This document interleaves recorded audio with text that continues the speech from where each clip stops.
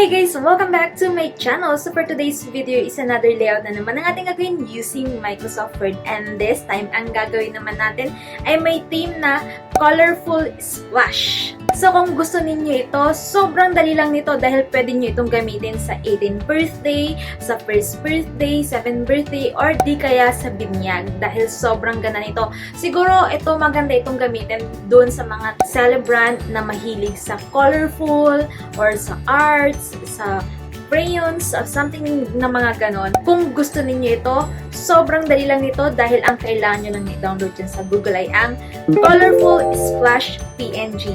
So, yun lang yung kakailangan ninyo dyan. Kaya i-prepare nyo na sa inyong folder, sa inyong laptop, at kung ready na kayo, start na natin ito using Microsoft Word.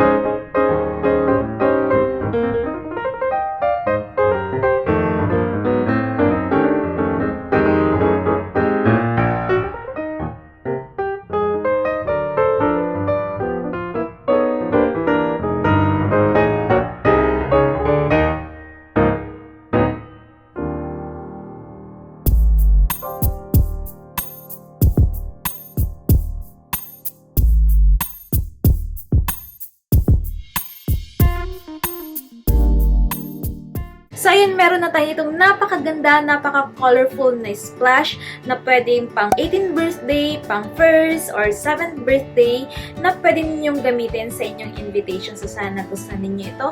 And thank you so much for watching. So, kung may mga requests and suggestions pa kayo, pwede kayo mag-comment dyan sa baba at gagawa natin yan ng video. Again, thank you so much for watching and see you sa aking next video. Don't forget to like and subscribe. Bye!